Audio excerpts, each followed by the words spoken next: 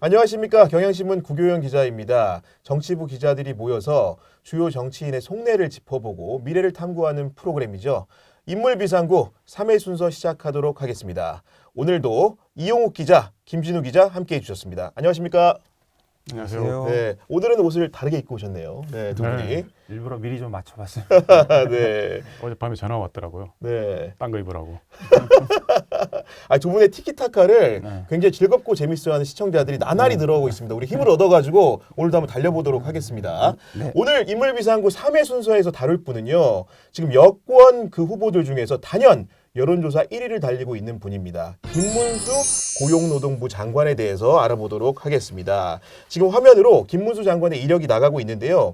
두 분은 개인적으로 김문수 장관을 본 적이 있습니까? 예, 제가 그 한나라당 말진하던 시절에 저분이 그러니까 2000년대 즈음이죠. 무렵에 한나라당 사무부총장이셨어요. 그래서 예전에 한나라당 당사가 여의도에 굉장히 크게 있었습니다. 지금처럼 이렇게 쪼그라든 당사가 아니고 거대 당사였는데 네. 기자들 말진들이 막 몰려다녔는데 저분 방이 뭐 한 3, 4층 지금 어딘가에 있었을 것으로 기억이 되는데 이제 가끔 방에 갔었어요. 가서 이제 뭐 기자들이 이것저것 물어보면 그때는 이제 좀 뭐라고 되게 진중하게 진중한 스타일이군요. 말도 많이 네. 안 하고요. 그래서 그 재미는 없었던. 근데 그때 이제 느낀 게 제야 출신 의원들이 다 그렇습니다. 그러니까 뭐 예전에 뭐 민주당이고 한나라당이고 그러니까 지금 자유한국당 아니 이제 국민의힘이고 간에 제야 출신 의원들이 좀 말을 아껴요. 자기들이 그 탄압을 당했던 기업들이 있어가지고 말을 아끼고 거짓말을 아주 잘해. 그래서 취재원들은 상당히 좋지가 않습니다. 그러니까 이게 본인들 비밀을 유지하는 그런 버릇들이 네. 있어가지고요. 아무튼 그랬던 기억이에요. 그런데 이제 또 한 번 뵌 거는 박근혜 대통령, 그러니까 박근혜 전 대통령 그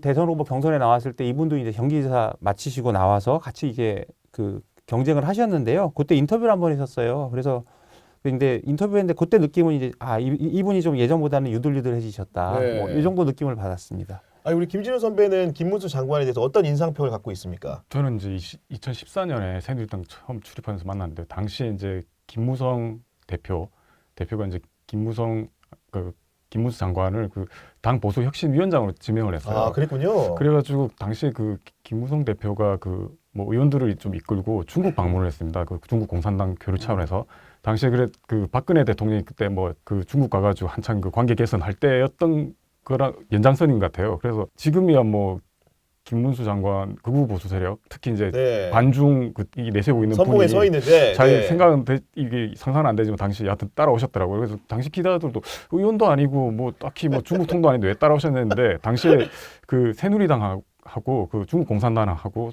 세미나를 했어요. 그때 세미나 주제가 반부패와 청년사회 건설이었어요. 그래서 이제 그 당시 이제 기조 발제자가 김 장관이었고 그때 제목이 지금 생각나는 게 청년 영생 부패 즉사입니다. 지금도 그 표현을 본인 그 페이스북 페이지에 맞습니다, 쓰는 것 같더라고요. 네. 그래서 뭐 청년하면 영원히 살고 부패하면 바로 죽는다라는 걸 해서 근데 좀 뜨악했던 게 당시 이제 발표하면서 무슨 말을 했냐면 국회의원 이제 세비 삭감, 무노동 무임금 중국 공산당 간부 앞에서 그런 얘기를 했어요. 그래서 도대체 왜 그랬나라는 말이 그 당시에 들었고 에피소드를 하나 더 붙이자면 그 세미나 플랜카드가 있었어요. 그 뭐 이제 세미나 한다고. 그렇죠. 사람들 모여서 하니까. 그래서 이제 그 당시 이제 세미나에 플랜카드에 이제 새누리당 당명이 이제 중국식 한자로 써 있었습니다. 그 뭐라고 써 있었을 것 같아요? 갑자기 감화가 왔습니다. 신천지. 바로 맞추시네. 그래서 그때 당시 뭐 신천지는 이제 코로나 때문에 더 이제 유명해졌지만 그 당시에도 약간 사이비 종교 아니냐라는 이야기가 있어가지고 그 붙은 거 보고 이제 의원들 사이에서 좀 이게 뭐냐 도대체. 네. 그런 상황이었던 것 같은데 이런 평가들을 해주셨는데 김문수 장관이 여하간 그 대선 후보 여론조사를 시작한 이래 부동의 1위를 차지하고 있습니다. 이런 여론조사의 비결 뭐라고 진단하고 계십니까? 그러니까 뭐 국민의힘은 일찌감치 그 아스팔트 난동 세력이 지금 거의 접수된 상태잖아요. 그래서 이 합리적인 중도 보수가 설 자리가 지금 없고 지금 다 나오는 얘기가 당에서 뭐 윤석열 보호하고 탄핵 반대하고 뭐 이재명 집권 막자 이렇게 얘기를 하는 건데 그런 면에서 뭐 김문수 장관만큼 분명한 분이 없죠. 저기 박근혜 전 대통령 탄핵되고 나서부터 그 광화문에서 항상 그 정광훈 목사 옆에서 마이크 잡은 거 저도 그 장면 봤거든요. 그러니까 그분들 지금 당을 접수한 그분들이 보기에는 김문수만한 사람이 없다. 김문수가 우리를 위해서 싸워줄 것이다. 뭐 이렇게 보지 않을까라고 생각을 합니다. 그쪽 세계에서는 이게 딱 보인다고 합니다. 이게 찐이냐 아니냐. 그래서 이제 같은 반탄 대회에 서 있어도 김문수 장관을 딱 보면 찐이죠. 빛이 나죠, 그죠? 찐광이죠, 찐광, 찐광기. 그런데 이제 윤상현, 나경원 같은 분들은 이 가짜 관계라는 걸 봅니다. 아직은 어색하다는 거죠. 그렇죠? 아니 근데 네. 딱 척 보면 안 돼요. 이게 찐이냐 아니냐. 아니 그런 상황인 건데 이분이 그럼에도 불구하고 좋은 세평이라고 한다면은 청렴한 분이고 소탈한 분이다 이런 것 같고 윤석열 정부의 국무위원들이 재산 신고액 평균 재산 신고액이 37억 원에 달합니다. 그럼에도 불구하고 김문수 장관 부부의 경우에는 8억 7,200만 원을 신고해가지고 평균치에 한참 못 미치거든요. 이런 뭐 청렴성, 소탈함 이런 것들은 경험을 좀 해보셨습니까? 뭐 제가 그 서류를 보고 단정할 수는 없습니다. 그 사실 이분보다는 이제 재하 의원들이 대부분 그런데요. 아마 이분도 제가 이제 그때 출입하면서 들은 일화로는 이런 말들은 거의 맞을 확률이 높아요. 그래서 예전에 부천 소사에서 의원하실 때 그 제가 들었던 일화가 지금도 기억이 나는데 지역구 의원들이 이제 상가 다니면 막 돌잖아요. 무지하게 다녀야 되죠. 무지하게 그죠? 다니죠. 네. 근데 그 승용차가 맞는지 모르지만 그 시절에 프레스토라고 그 작은 승용차를 혼자 타고 왔대요. 와가지고 트렁크 딱 열어가지고 당시에는 이제 그 조화 큰 거 이런 거 말고 이렇게 네. 마분지처럼 생겨서 이렇게 생긴 거 있습니다. 미니 그거. 조화? 네, 네. 그게 국회의원 누구 이렇게 해가지고 그걸 본인이 트렁크에서 꺼내 딱 세워놓고 절하고 가더래요. 그러니까 이제 그러면서 아 이런데 어떻게 지지를 안 하냐 뭐 그러면서 아, 지역구 관리의 신이다 그렇게 얘기를 하면서 이제 잠깐 이분의 잡초근성 네. 이런 거를 얘기하는 말 들었고요. 제가 이제 들은 건 이분 하면 이제 예전에 그 이재호 전 장관 떠오르는데 이분도 이게 실세 중 실세지만 재산은 없잖아요. 둘 다 이제 민중당 출신이고. 그렇죠, 네. 예, 그리고 제가 이거 이재호 의원은 제가 사실 예전 지역구에 살아서 아는데 이분 집에도 가보고 정말 그 집에서 몇십 년을 살았어요. 그래서 같은 집에서? 네, 네. 그래서 둘 다 좀 비슷한 것 같습니다. 그러니까 다만 이제 이재호 전 장관은 이제 보수 꼴통은 안 됐는데 이분은 이제 좀 너무 나가신. 아니 김문수 장관은 이제 경기 부천 지역에서 3선을 했는데 그 지역이 지금 완연한 그 야당의 텃밭 아닙니까? 이분의 그런 소탈한 성품 이런 것들이 표심에도 영향을 좀 줬을까요? 실제로 뭐 그리고 이제 당시 이제 부천 지역이 이제 노동자들 많이 몰려있던 지역이니까 뭐 그런 쪽에 영향을 줬겠죠. 그리고 실제로 이제 뭐 재산 신고 보면 이제 부인 명의로 4억 원 아파트 신고했더라고요. 네.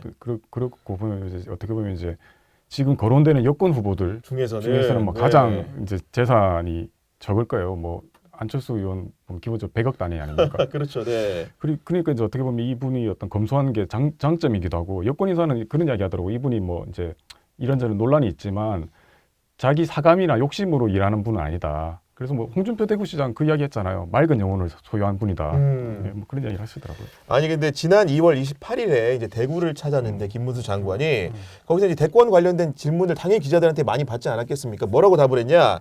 나는 대권을 하겠다는 생각도 없는데 많은 분이 나를 부르시는 것은 바로 우리 대한민국이 좀 정상적이지 않다고 보고 있는 것 같다. 이런 말했거든요. 그럼 뭐 대권의 뜻이 뭐 없다고 하지만 본인이 있으니까 그런 말도 했을 거고 이제 질의응답하고 일정 같은 것도 좀 이제 알려지잖아요. 그리고 이런 말을 기자들이 물어봤어요. 중도 확장성이 모자르다. 그랬더니 이제 본인이 하는 말은 나는 평생 약자를 보살펴 왔다. 이런 말 자체가 이제 나 한번 해보고 싶어요. 이런 뜻이 아닐까 이렇게 생각이 됩니다. 아니 그리고 생각을 해보면은 부천에서 국회의원을 3선하고 경기도지사 재선을 했다는 거는 지금 같은 정치 지형에서 특히 수도권에서 국민의힘이 고전하지 않습니까? 후보 경쟁력, 확장력을 생각하면 지역적으로는 약간 있을 수도 있다 이런 생각도 들어요. 그렇죠. 그런데 이제 이분이 이제 경기지사 끝난 이후의 행보를 보면 약간 좀 논란의 소지가 있는 게 그 뒤에 이제 이 대구로 내려가지 않았습니까? 그렇죠, 네. 그래서 이제 그 당시 이제 김부겸 이제 지금 전 국무총리랑 붙어가지고 되게 큰 격차로 져요. 그래서 이른바 보수 텃밭인 대구에서 져가지고 상당히 그 당시 어떻게 보면 자기 정치 인생에서 거의 이제 또 추락하는 계기를 됐고 그 뒤에 이제 다시 돌아와서 서울시장 선거를 나가지 않았습니까? 네. 그때도 뭐 물론 이제 안철수 후보보다는 이제 지지율이 높긴 했지만 여하튼 적고 그래서 이제 그런 부분에서 과연 이게 수도권 확장성이라는 게 있는지 그러니까 약간 그런 지역적으로 좀 오락가락했죠. 오히려 네. 지금 보면 뭐 대구 가서 하는 거 보면 대구 쪽에서 좀 더 뭔가를 얻으려고 하는 거 아닌가라는 생각이 들고요. 그 아까 말씀하셨지만 그 대구 갔을 때 그 지역지에 그런 이야기가 나왔더라고요. 그러니까 그 일정 중에 대구 그 804 동화사를 찾았다는 일정이 있더라고요. 그게 이제 이른바 TK 찾는 보수 정치인들이 기본적으로 대권 출마하기 전에 반드시 찾는 곳이기도 하죠. 아 그렇군요. 그 네. 윤석열 대통령도 그때 이제 동화사 방문을 했고, 그런데 그 기사를 보니까 그 찾은 스님이 이제 보배식을 열었는데 현지 그 언론이 보도한 걸 보면 그 보배식 열면서 이제 기도문을 읊었대요. 네. 거기 보면 이제 뭐 대통령 후보 김문수라는 연불이 계속 들렸다라는 보도가 뭐 있는데 사전에 뭐 쫓기 간 거 아니겠죠? 이거 뭐 보니까 네. 보통 이제 뭐 사주 뭐 이렇게 부탁을 할 때 기도할 때 이제 이름을 적지 않습니까? 뭐 그러니까요. 거기에 예. 뭔가를 적지 않았을까라는 생각은 하는데 이건 제 추측입니다. 예. 아니 그런 상황인데 이분이 그리고 이제 대선에 욕심이 있다는 생각을 하게 된 결정적 계기는 그 MS 스토리라는 페이스북 페이지에 김문수 장관이 여러 차례 턱걸이하는 동영상을 올렸습니다. 네. 그렇죠. 이게 뭐 김문수 장관이 이제 여권 후보 1위로 뜨니까 특히 이제 나머지 후보들 쪽에서 나온 얘기가 아니 그분 나이가 몇인데라는 이야기 나오니까 이제 약간 의식해서 올린 거 아닌가 싶습니다. 그런데 이제 이야기를 좀 들어보니까 이 영상이 이게 그때 처음 올린 게 아니고 이제 그 전에도 이제 의원들한테 그러니까요. 가끔씩 네. 이렇게 보냈다고 그러더라고요. 그걸 받은 의원 말은 갑자기 이걸 왜 보내냐라는. 그런데 이제 보다 보니 대단하긴 대단하시다. 뭐 그렇죠. 네. 그때 보니까 이제 그 영상이 뭐 6회인가 했잖아요. 대단합니다. 사실 뭐 네. 이용욱 기자랑 전화 한 2번 하면 말까. 저는 한 번도 안 되거든요. 지금 한 번도 안 참고로. 예. 되거든요. 근데 이게 네. 한번 찾아보니까 이 이제 실제 김 장관이 이 과거에 이제 서울시장 했을 때 선거운동할 때도 보면 그 선거운동 이제 이렇게 돌아다니다가 철봉에 거꾸로 매달려가지고 V자를 한다든가 하트자를 하는 이런 영상을 올렸더라고요. 그러니까 어떻게 보면 이분이 평소 철봉으로 건강 관리를 했고 네. 본인이 좀 이제 이미지 자체가 엄숙하고 이러니까 뭔가 약간 킬러 콘텐츠로 이런 걸 계속 올리는 거 아니냐. 나 나름 재밌는 사람이야라는 생각을 하고 올리고 그래서 어떻게 보면 이분한테도 뭐 철봉이 캐릭터라고 하나 만들어줘야 될 것 같아요. 아니 철봉사랑이 대단하고 체력적으로는 탄탄하다 이건 이해가 되겠는데 최근에 이제 국회 대정부 질문에서 한 발언이 논란이 됐습니다. 우리 김구 선생을 얘기를 하면서 국적을 묻는 이 최민희 의원의 질문에 여러 가지가 있지만 중국 국적을 가졌다는 이야기가 있다 이런 얘기를 해버렸어요. 아니 이 답이 필요 없을 정도로 이제 이분은 태극기하고 일체화되신 분이고 아까 말씀드린 김진우 기자가 말했지만 맑은 영혼의 소유자잖아요. 그러니까 이분은 아마 이게 정치적으로 이용을 한다기보다 정말 이렇게 믿고 있을 확률이 좀 있지 않을까. 그리고 어디서 글을 봤는데 노동운동할 때도 가장 원칙론적이고 강경한 사람이었다고 합니다. 그래서 반대 극과 극은 통한다고 그 반대쪽으로 돌아서는 것도 아주 이제 극단적인 그런 행동을 보이고 네. 본인은 또 그걸 믿고 있고 또 이제 그런 믿음을 지금 아스팔트 네. 세력한테 주는 게 아닌가. 그러니까 계속 자기는 믿고 예. 있겠죠. 그 강고한 신념이 이제 교리만 갈아 끼운 게 아닌가라는 생각을 좀 하게 되는데 이분이 이제 대선 후보가 되면서 사약세간의 주목을 받다 보니까 과거에 있었던 다양한 일화들도 거론이 되고 있습니다. 특히 이제 2011년에 경기도지사 시절에 119에 전화해서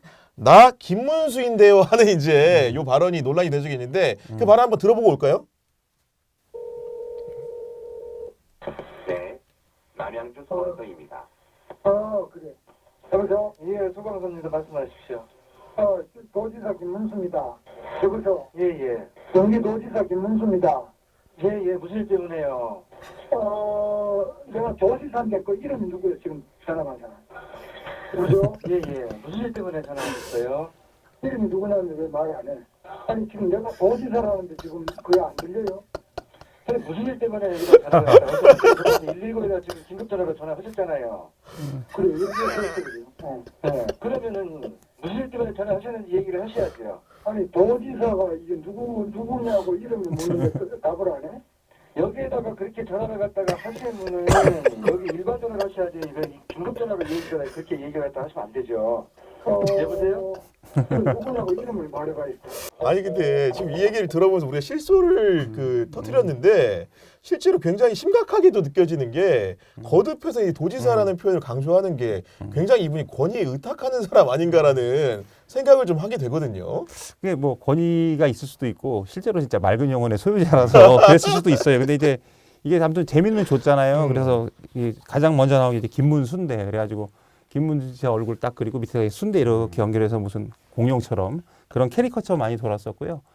그 문재인 정부 시절에 그 지방선거할 때 이분 서울시장 후보 나왔을 때 저희 회사 그 유튜브에서 그 성대모사로 유명한 그 안윤상 씨가 나와가지고 그렇죠. 네. 영상을 찍었었어요. 근데 이제 김문수 지사 하면서 도지사입니다, 도지사입니다 이걸 계속 성대모사로 흉내를 내. 그래서 참 그 재밌었다 이분이 본인 의도와 상관없이 모두에게 큰 즐거움 주시니까 뭐 네. 이건 나쁘지 않은 것 같긴 한데 조금 이제 이분이 좀 그 재하 시절의 어떤 그 어려움과 이런 걸 잊은 게 아닌가 뭐 이런 생각도 좀 했었습니다. 아니 사실 군대에 있어도 그 장성이 전화해서 이제 행정병 병사한테 얘기할 때도 이런 식으로는 안 할 것 같다는 생각 들거든요. 그 어떻게 보면 이제 시대에 뒤처진 거 아니냐라는 인식을 줬죠. 그리고 이제 뭐 이게 이제 저는 보면 이제 정치인들한테 이렇게 좋은 쪽이든 나쁜 쪽이든 이제 이제 특정한 분기점이 있다고 보는데 이 이제 이른바 김문수인데 사건이 이제 대표적인 이게 김문수 장관한테 분기점이죠. 그러니까 당시 이제 김문수라는 사람을 자세히 모르던 사람한테 뭐 사실 결정적으로 딱 각인된 게 이 김문수인데고 그러니까요. 네. 최근에 뭐 젊은 후배들한테 물어봐도 김문수 하면 그거부터 떠오르는 사람들도 꽤 많더라고요. 그래서 이제 어떻게 보면 김문수 장관이 그 전에 이제 노동운동가부터 뭐 나름의 스토리를 만들어 온 게 맞아요. 김문수 때 때문에 다 묻혀버린 거죠. 그래서 이제 그 이후로도 이제 뭐 이런저런 논란이 있는 발언들 많이 하지 않습니까? 그래서 그게 약간 김문수인데 사건하고 겹쳐지면서 시대착오적이고 권위적이고 이런 뭐 이제 보수 꼴통 이미지가 더 굳어지는 계기가 된 거죠. 아니 이때의 일을 기화로 해가지고 반성을 하고 사람이 환골탈태한다면 괜찮은 건데 그로부터 한참 지나서 코로나 시국 때도 비슷한 권위적 태도를 취한 적이 있다면서요. 예, 그때 이제 2018년도에 뭐 그 교회 행사 갔다가 돌아오면서 이제 국회의사당 역에서 이제 자가격리 지침 위반했다. 이제 코로나 때입니다. 그래서 네.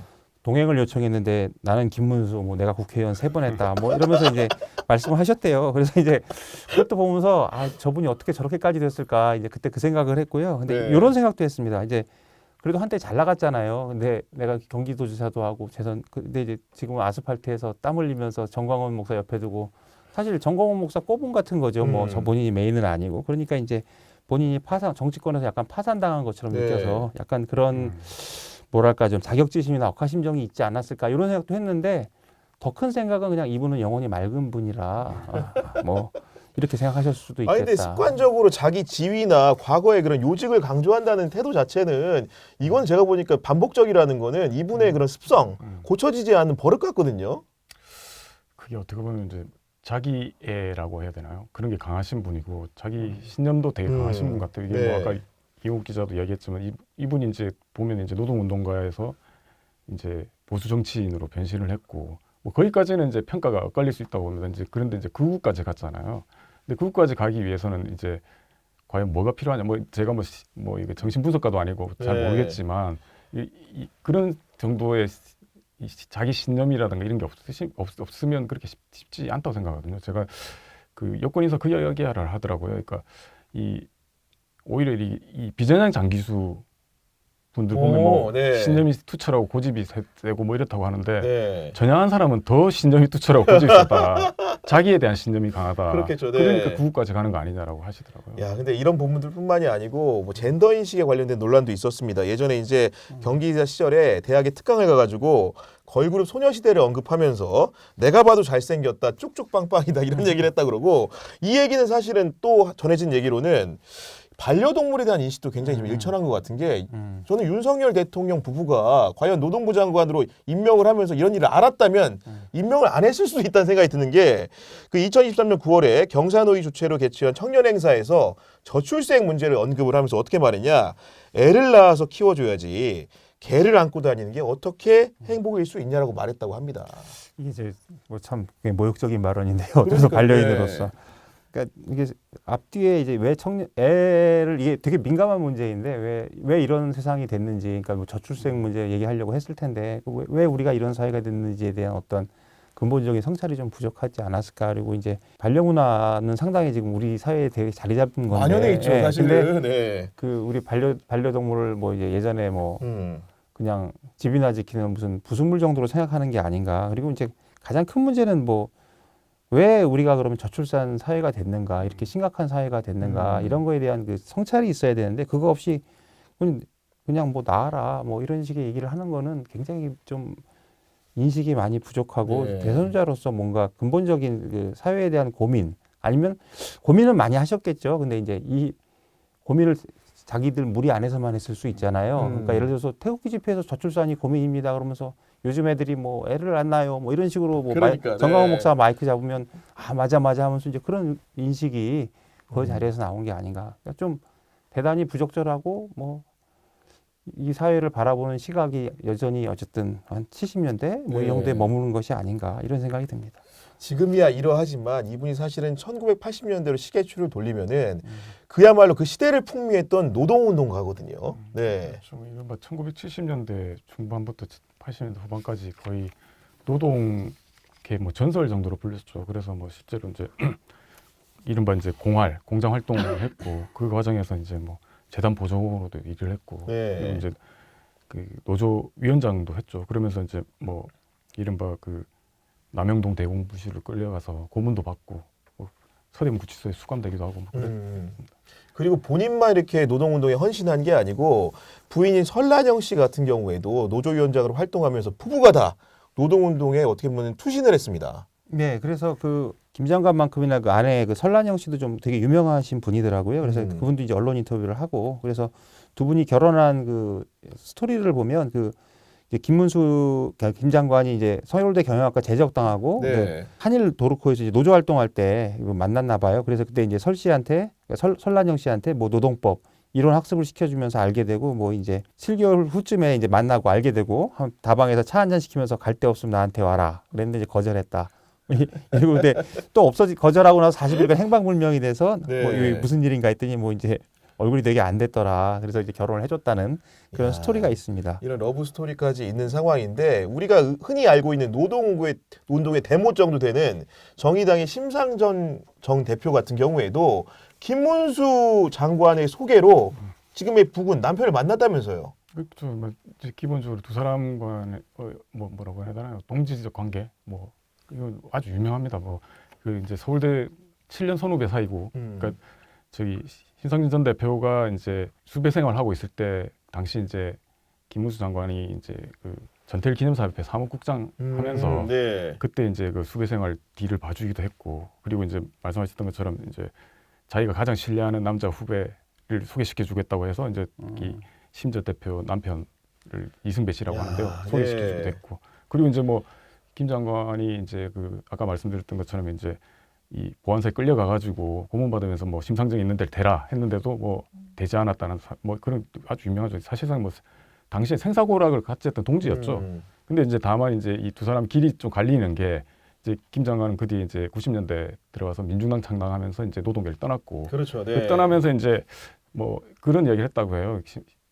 심 전 대표한테 이제 뭐 이 동구권 사회주의 무너졌으니 이제 사회 바꾸려면 정치권을 가야 된다 했더니 뭐 심 전 대표는 아니 동구권 사회주의 무너진 거하고 대한민국 무슨 관계냐? 노동자 삶 개선하는 뭔 관계냐 이래서 뭐 거절을 했다고 합니다.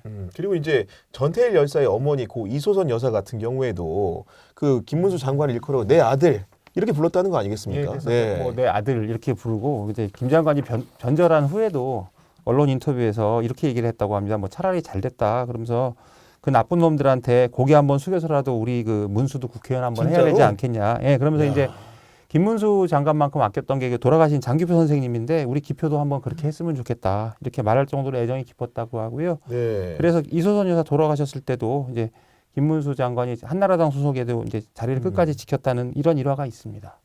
그런 김문수가 아까도 짧게 얘기해 주셨는데 결국은 이제 그 노동운동판을 떠나서 정당 운동에 투신을 하게 되죠. 그때는 언제부터인 겁니까 이게? 그게 이제 뭐 90년대 저 이제 이 본격적인 진보 정당이 필요하다고 해가지고 당시 이제 이재호, 뭐 장기표, 이우재단하고 네. 같이 손을 잡고 제한민주화 세력, 그다음 뭐 노동운동 세력을 합해서 이제 민중당을 창당합니다. 그러면서 당시 이제 공장 밀집 지역이었던 서울 구로 지구당 위원장을 맡았죠.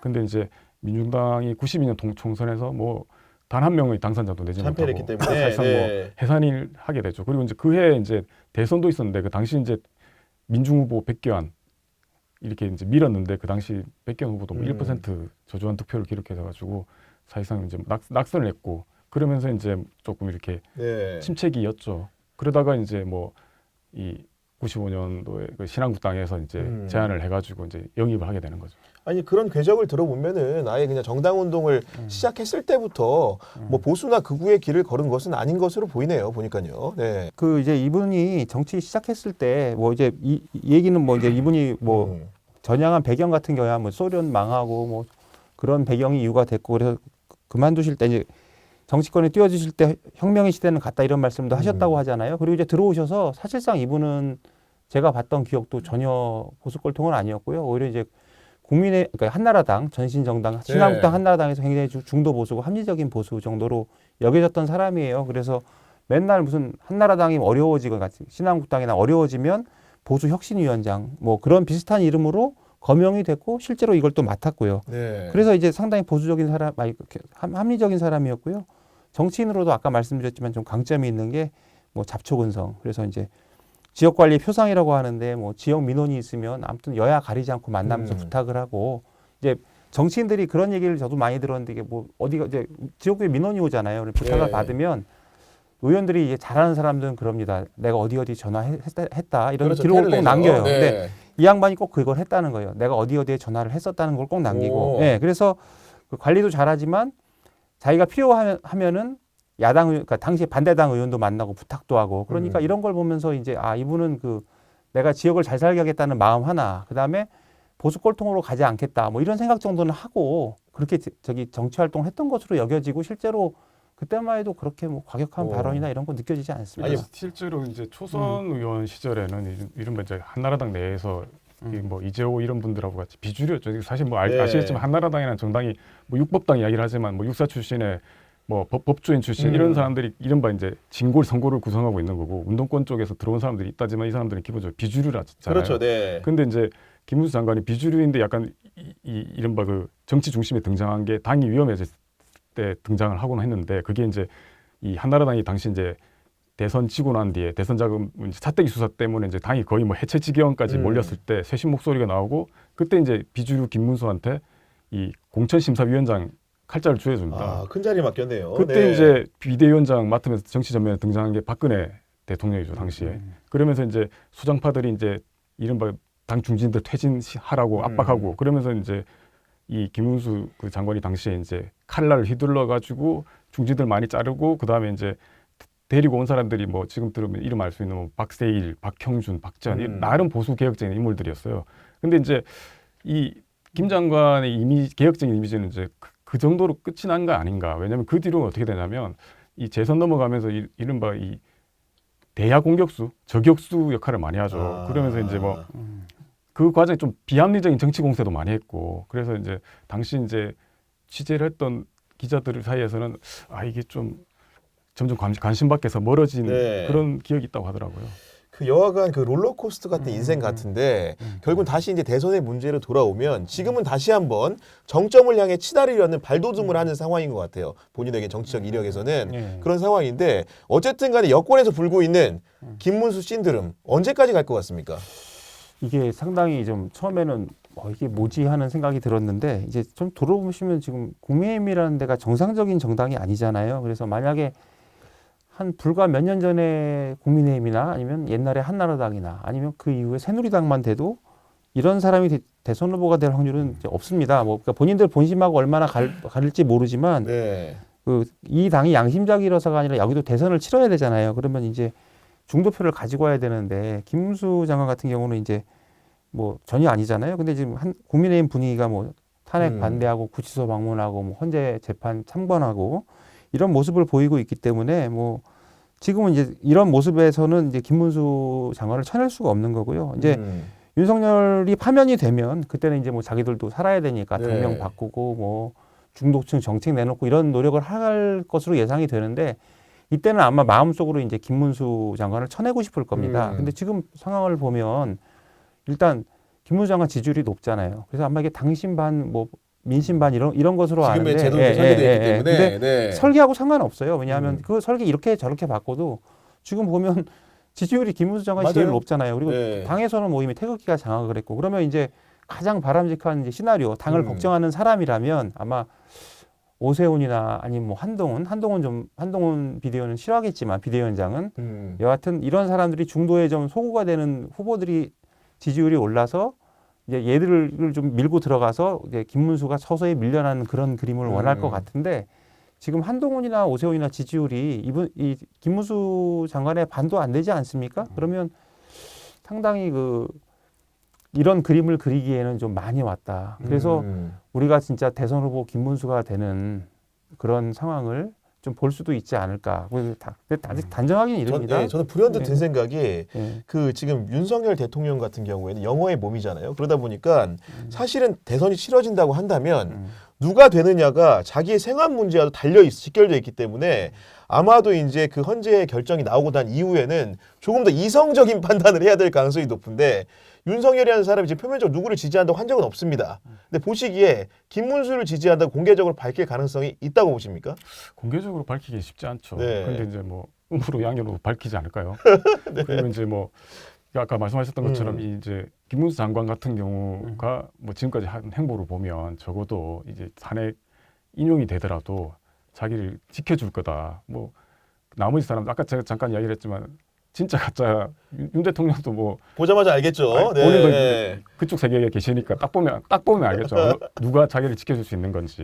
윤석열 대통령이 제정신이 아니잖아요. 그래서 뭐 그 헌재 재판 나와서 출석해서 발언하시는 거 보니까 눈에 광기가 번뜩번뜩하던데 아 이런 분이 대통령이었나 뭐 이런 생각이 듭니다. 그러니까 여러 네. 후보를 일별에 보더라도 김문수 장관만한 후보가 윤석열 대통령이 없지 않을까라는 생각도 좀 하게 되는데 그럼에도 불구하고 연장선의 문제인데 김문수 장관이라는 사람이 대권 후보로서 가진 가장 큰 약점 우리 이용욱 기자님 어떤 거라고 진단하십니까? 뭐 모두가 알지 않을까요? 지금까지 한 말들 그다음에 뭐 나 도지사입니다. 이거로 한마디로 이제 김문수인데 이렇게 하는 부정적인 인식은 이제 1차원적인 거고 이분들 말하는 거 보면은 도저히 그 제정신 가진 그러니까 한 시대를 살아온 사람이라면 우리가 저기 아스팔트에 나갈 거 아니면 도저히 동의하기가 어려운 그런 지금 주장들을 하고 계시잖아요. 그러면 우리가 윤석열도 견뎠는데 이런 사람을 더한 사람을 또 견뎌야 되나 이런 생각들을 사람들이 많이 할 것 같아요. 그래서 저분의 인품 이런 걸 떠나서 저분의 가진 생각이나 이런 것들이 과연 지금 이 어려운 국제사회를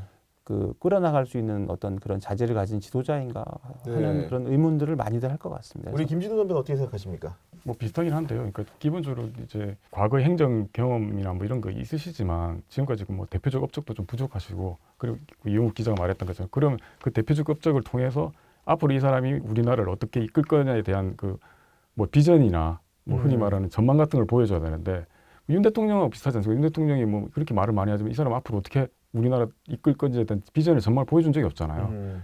근데 오히려 김문수 장관 같은 경우는 전망을 보여주기는커녕 어떻게 될 거라는 게 되게 좀 눈에 좀 비치지 않아요. 미래가 보인다. 네, 그래서 그런 게 가장 큰 약점인 것 같고 그리고 뭐 아까 잠깐 얘기했지만 이분 이런 말을 하더라고요. 그러니까 제가 뭐 그래도 김문수 장관 지지율 한 20%뭐 이렇게 나오고 하니까 그래도 대단한 거 아니냐 했더니 아니 그건 김문수 장관 과거의 이력을 모르니까 그 정도 나는 거다. 그 어떻게 보면 확장성이 없는 거죠. 과연 김문수 장관이 이른바 이제 이 대선에서 그 키를 쥐고 있다는 중도층한테 내밀 수 있는 카드가 뭐냐. 현재까지는 뭐 없죠. 그 김문수 후보가 듣자 하니까 약점이 참 이렇게 있는 후보인데 그런 약점을 극복하기 위한 본인만의 전략 이런 것도 있지 않을까요? 그러니까 지금 보면 이제 김문수 장관 주변에서 이제 흘러나오는 말은 이제 이 자기가 그간 문제됐던 발언들에 대한 해명을 준비하고 있다고 그러더라고요. 해명 됩니까 저게? 모르겠습니다. 뭐 10년 동안 이제 공백기가 있었으니까 네. 그런 해명과 동시에 이제 주변에서 그런 조언을 한대요. 과격한 발언 한가하고 주변에 과격한 인사들하고도 좀 거리를 두라 앞으로는. 네. 그래서 이제 주변에서 그런 얘기를 하니까 본인도 좀 유념하고 있다고는 해요. 그리고 이제 최근에 이제 지지율이 계속 유지가 되니까 처음에 본인은 이제 약간 긴가민가했는데 이제 점점 권력 의지가 생겼다고 그러더라고요. 네. 뭐 이제 뭐 정치권에서 나오는 얘기가 뭐 판 벌어졌는데 이거 참가 안 하면 이거 아니, 바보라고 당연히 바보죠, 그러잖아요. 바보. 예. 그래서 이제 그와 동시에 이제 아까 잠깐 이제 인맥이 없다고 했지만 이 지금 김문수 장관이 취하는 전략이 외곽을 도는 전략을 하고 있다고 그러더라고요. 그래서 어차피 이제 지금 의원들 접촉해봤자 괜히 이제 대통령 탄핵하는 입장에서 네. 너 무슨 딴 생각 있냐라고 소리 들을 것 같으니까 외곽들을 좀 이렇게 쫓아오고 그리고 이제 그런 이유 중에 하나는 막 그 전 회에서 이제 이용욱 선배가 말씀하셨던 것처럼 기본적으로 그러니까 국민의힘 의원들이 이제 뭐 이 찬데 익숙하지 않고 뭐 누구는 그런 이야기 하더라고요. 바람보다 먼저 눕는다고. 네.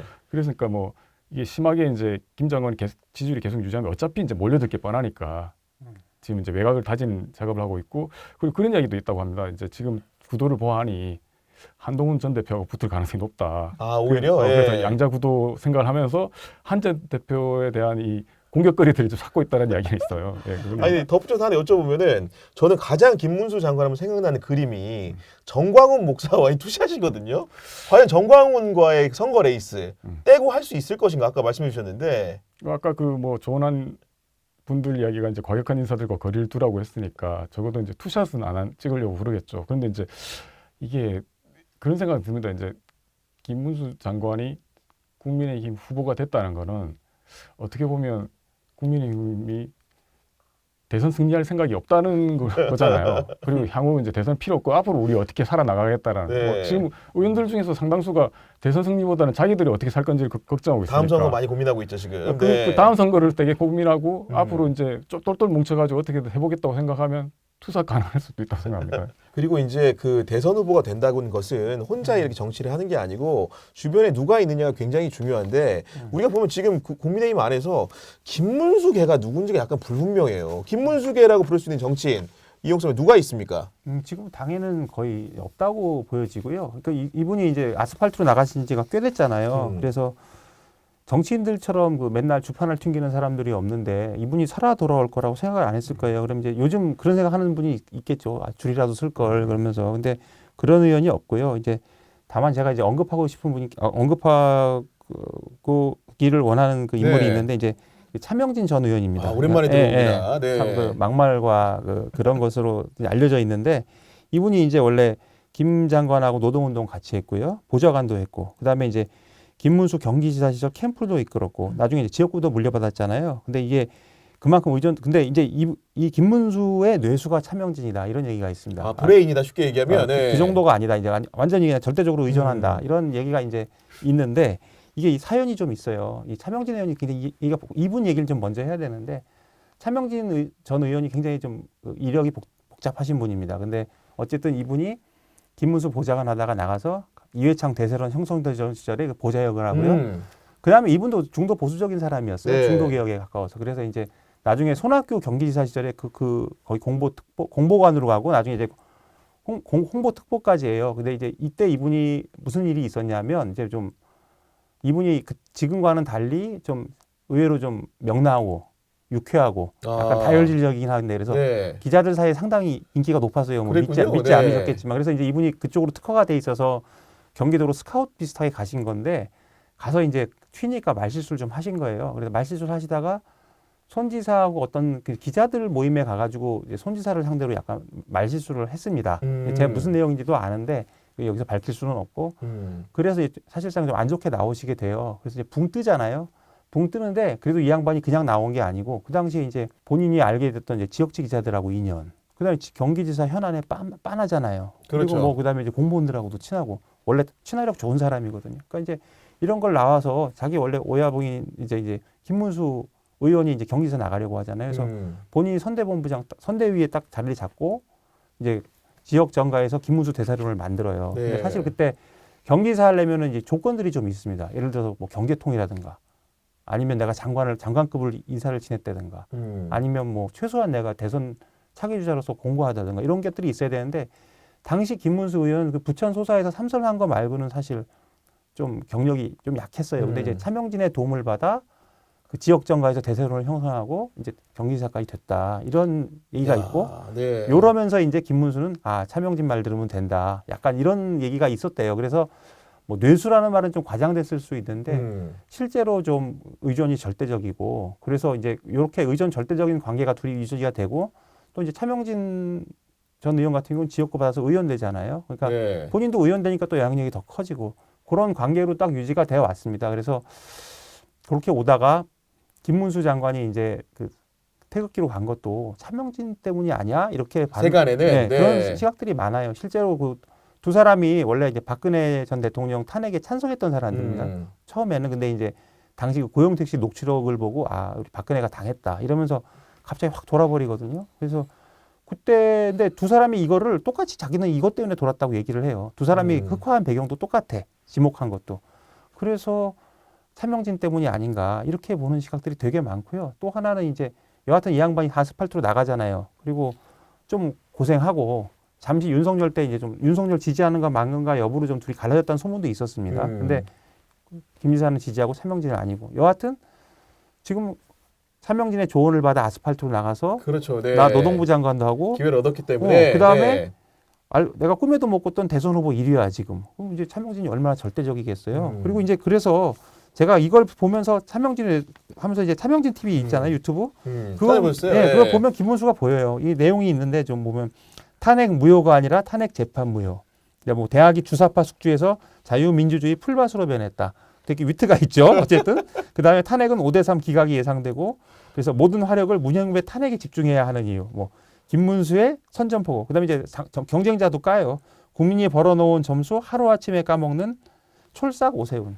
근데 사실은 촐싹은 예전에 차명진 전 의원이 약간 그런 느낌이었거든요. 그러니까 이런 분들이 있는데 차명진 의원, 그래서 저는 김문수 장관의 앞을 보려면 차명진 네. 전 의원의 유튜브를 봐라. 그러면 거기에 좀 모든 게 달려 있지 않을까. 뭐 이런 아니, 생각을 저는 근데 합니다. 이런 저런 얘기 듣다 보니까 만약에 김문수 장관이 국민의힘의 대선 후보가 된다고 한다면 구도가 참 재밌는 게 노동운동과 학생운동을 열심히 했던 국민의힘 후보, 그리고 어떻게 보면 찢어지게 가난해서 그런 경험조차 갖지 못했던 그 고시를 봐서 법조인이 됐던 이재명이 민주당 후보인 겁니다. 이력만 보면 사실은 기존의 정서를 따져보면 후보가 약간 바뀐 느낌도 약간 들어요. 예. 생각해 보면 그렇긴 한데, 근데 두 사람이 기본적으로 또 공통되는 점이 있잖아요. 그러니까 기본 그렇게 이제 환경 자체가 쉽지 않았고, 네. 뭐 아까 이용욱 기자도 그 이야기했지만 잡초 이야기를 했지만 이재명 뭐 대표가 사실 뭐 흔히 말하는 법조인도 아니고 되게 찢어지게 그렇죠, 가난한 네. 상황에서 자기 스스로 이제 커서 그래서 그런 캐릭터들은 닮은 면이 있죠. 그래서 이걸 단순히 뭐 약간 극과 극 체험 뭐 이런 걸로 비교하기는 좀 어렵다고 봅니다. 네, 알겠습니다. 마지막으로 우리 김문수 장관을 한마디로 두 분 선배가 정의해 주신다면 어떤 사람인지 이용욱 선배부터 들어보도록 하겠습니다. 네. 팔 힘이 세신 분이고요.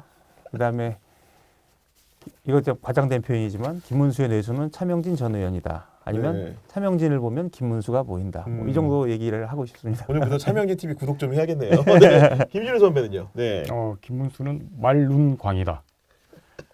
맑은 영혼이지만 때로 광기가 엿보인다. 그래서 그쪽 세계에서는 찐광이다.